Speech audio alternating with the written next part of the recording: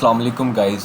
तो आज हम देखेंगे टू डायमेंशनल अरे के थ्रू हम मैट्रिक्स को ऐड किस तरह करवाते हैं। तो आइए सबसे पहले हम ये चीज़ देखते हैं कि हमने मैट्रिक्स का साइज़ यूज़र से लेना है या खुद से ऑलरेडी डिक्लेयर करवा देना है। अगर हम यूज़र से लेंगे तो हमें रोज़ एंड कॉलम्स को पहले डिक्लेयर करवाना पड़ेगा आर एंड सी के नाम से। अगर हमने ऑलरेडी साइज़ सेलेक्टेड किया हुआ है 2x2 की मैट्रिक्स लेनी है या 3x3 की, तो दैन हमें इसकी ज़रूरत नहीं पड़ेगी। तो हम आज देखेंगे कि यूज़र से रोज़ एंड कॉलम्स कितने का मैट्रिक्स लेना है, 2x2 और 3x3 का किस तरह करना है। तो आइए हम देखते हैं। सबसे पहले हम डिक्लेयर करवा देते हैं रोज़ कितनी लेनी है, उसके साथ कॉलम्स कितने लेने हैं।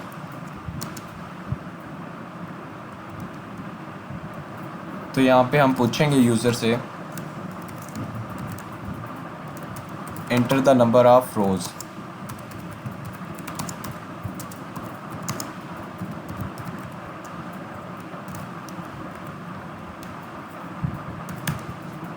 सीन करवा देंगे उसके साथ रोज़ कितनी लेनी है, और इसी तरह कॉलम्स का पूछेंगे।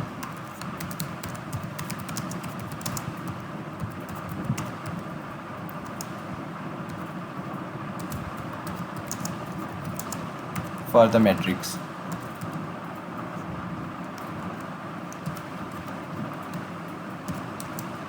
ये भी यूज़र से पूछ के हमने लेना है, तो इसमें भी सी एन करवाएंगे। ये बहुत सी प्रॉब्लम आती है कि हम यूज़र से जब रोज़ एंड कॉलम्स लेते हैं तो कुछ स्टूडेंट्स सबसे ऊपर ही डिक्लेयर करवा देते हैं 2 डायमेंशनल कि हमने मैट्रिक्स 1 में इतनी रोज़ एंड कॉलम्स रखने हैं और मैट्रिक्स 2 में इस तरह रखने हैं, तो वो एरर देता है। उसके लिए पहले रोज़ एंड कॉलम्स जो हम लेंगे तो हम पहले उसको यूज़र से वैल्यूज़ लेने के बाद उसके नीचे डिक्लेयर करवाएंगे, तो दैन एरर नहीं आएगा, वरना वो कंपाइलर एरर देता है रन टाइम पे।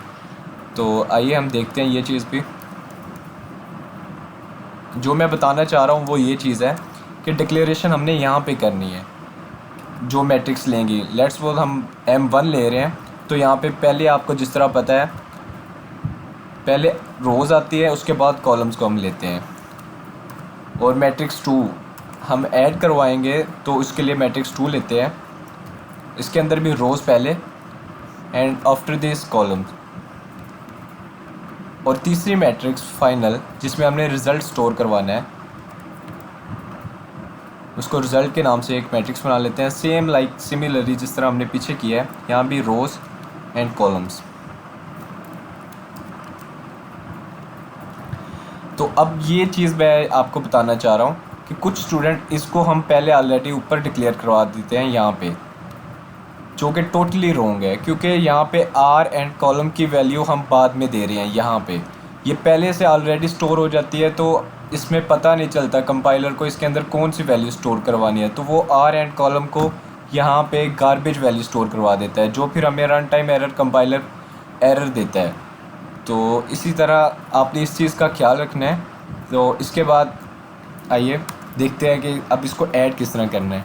तो पहले हम रोज़ के लिए लूप लगाते हैं। फर्स्ट पे सबसे पहला वाला लूप जो होता है वो रोज़ के लिए होता है। इंट आई को डिक्लेयर करवाएं, जो लूप को चलाने के लिए हमारी हेल्प करेगा। 0 से इनिशियलाइज़ करवा दिया उसको। और आई लेस दैन रोज़, रोज़ के लिए पहला लूप है तो लेस दैन रोज़, तो उसका आइट्रेशन में हम इंक्रीमेंट करते जाएंगे।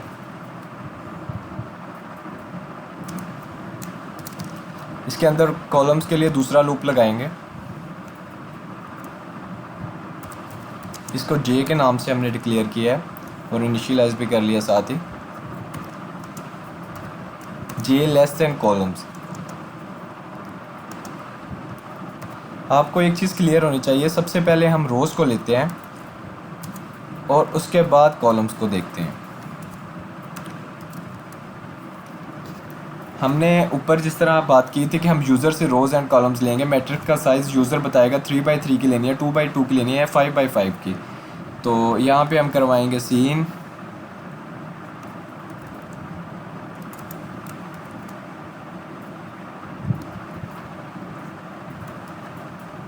मैट्रिक्स 1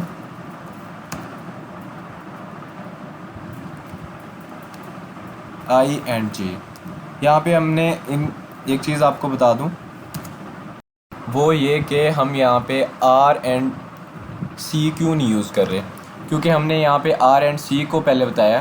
तो इसका मकसद ये है कि जो हम मैट्रिक्स के अंदर एक सीक्वेंस के साथ चलते हैं, मैट्रिक्स का जिस तरह होता है 0 0 पे जो वैल्यू होती है, सबसे पहले 0 रोज़ को देखते हैं, उसके बाद कॉलम की आती है 0 0 फर्स्ट पे, और उसी रोज़ के अंदर 0 1 सेकंड पे जो वैल्यू आएगी।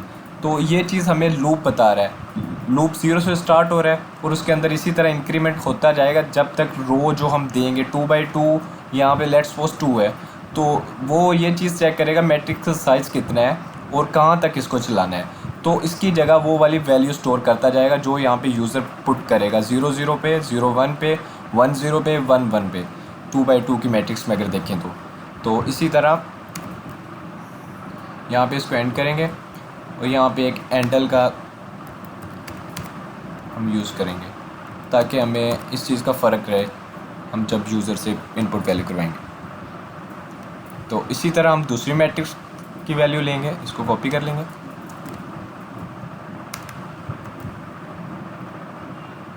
यहाँ पे M2 कर दें,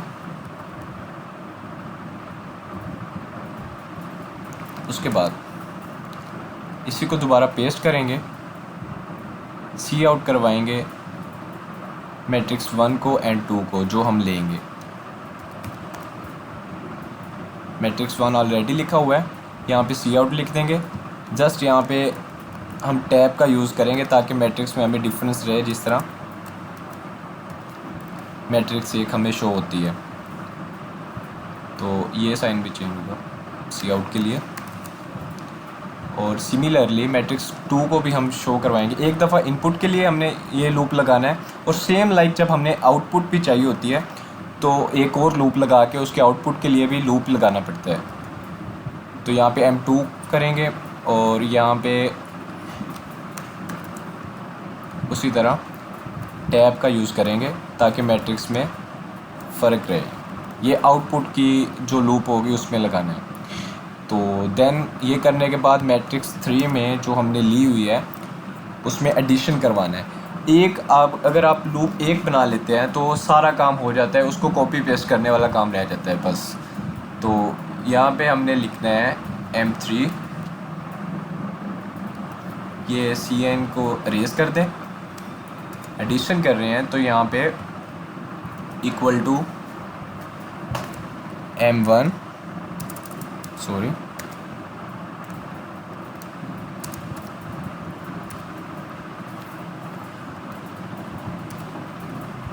M1 की IJ पे जो होगी वो उसके M3 की फाइनल में स्टोर करवानी है।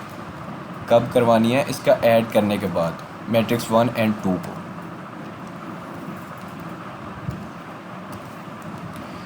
तो ये अब इसमें वैल्यू स्टोर हो जाएगी M00 और M2 के 00 पे जो वैल्यू भी होगी। तो ये लेट्स सपोज यहाँ पे हम पुट करवाते हैं मैट्रिक्स 00 पे 1, मैट्रिक्स 2 के 00 पे 2 पड़ा है, तो इन दोनों का ऐड होके 3 बन जाएगा। जो सम इन दोनों का 3 आएगा वो M3 के 00 पे स्टोर हो जाएगा। तो इसको कॉपी करते हैं और यहाँ पे पेस्ट करते हैं।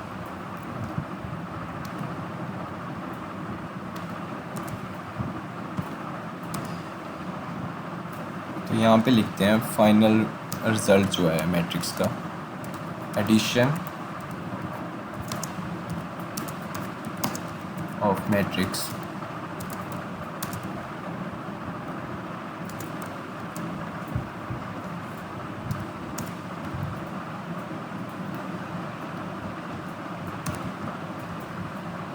तो ये चीज़ ख़त्म करने के बाद यहाँ पे हम शो करवाएंगे ना, आउटपुट ले रहे हैं, तो सिर्फ ऊपर हमने ये वाला जो यूज़ कर लिया है, अभी इसको सी आउट करवा दें। उसी तरह एक टैब यूज़ कर लें इन्वर्टेड कॉमर्स के अंदर।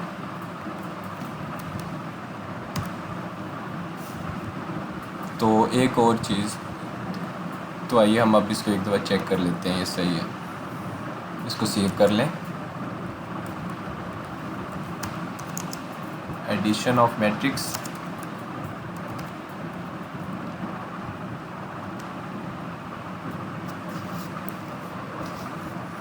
यहाँ पे क्या एरर दे रहा है ये हमें चेंज करना था।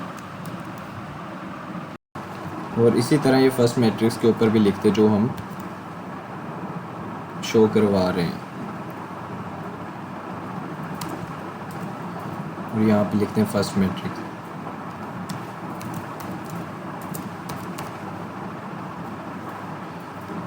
अब इसको रन करवा के देखें।